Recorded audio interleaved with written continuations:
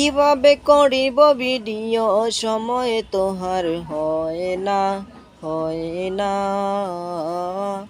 একটু সময় বের হলে তখন আমাকে এদিকে আসে একজন, এদিকে আসে একজন, কয় এলো পাইছনি, আরেকজনে কয় একটা প্যারাসিটামল দিছনি, আরেকজনে কয় একটা গ্যাস্ট্রিকের ওষুধ দিছনি, সাথে একটা বেতার ওষুধ দিছনি।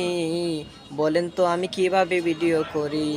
যাই হোক, একটু এখন কাস্টমার নাই, এখন আমি ভিডিও করতেছি। এই যে একটা গাড়ি যাইতেছে, এই যে একটা বাইক যাইতেছে, এগুলা করতে করতে আমার তো আর ভিডিও করা হয় না রে ভাই। আমি কিভাবে ভিডিও করব?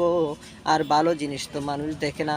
আমার একটা নাসির মেথি ঢুকে আর ইউটিউব চ্যানেল আছে, যেটার মধ্যে আমি সারাদিন এত কষ্ট করে ভিডিও বানাই, সারাদিন এত কষ্ট করে ভিডিও বানাই, সারাদিন কষ্ট করে ভিডিও বানানোর পর মানুষ দেখে না রে ভাই। আসলে সেটা ইউটিউব যে চ্যানেলটা সেটাতে আমি অঙ্ক করে করে ছাড়তাম, আপলোড দিতাম।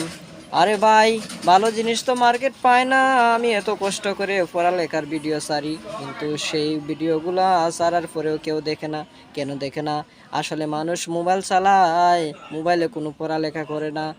এখনের যুগ মোবাইলের জন্য, মোবাইল নিয়ে পড়ালেখার জন্য মা বাবার কাছ থেকে তারা মোবাইল ফোন উদ্ধার করে আর বলে আমি মোবাইল ছাড়া পড়বো না, মোবাইল আমার লাগবে, মোবাইল ছাড়া পড়ালেখা হয় না। আসলে রে ভাই, ঠিক এখন মোবাইল ছাড়া পড়ালেখা হয় না, কিন্তু যে মোবাইলটাকে ঠিক মতো কাজে লাগায় সেই সাকসেস হয় লেখাপড়ার মধ্যে, সেই ভালো রেজাল্ট করে। আর যারা মোবাইল নিয়ে টকরা করে, এই যে এদিক থেকে মেসেজ, এদিক থেকে মেসেজ, এপার ওপারে মেসেজ গুতাগুতি করে রাত্র 2টা 3টা পর্যন্ত, তাহলে তারা কিভাবে রেজাল্ট ভালো করবে রে ভাই?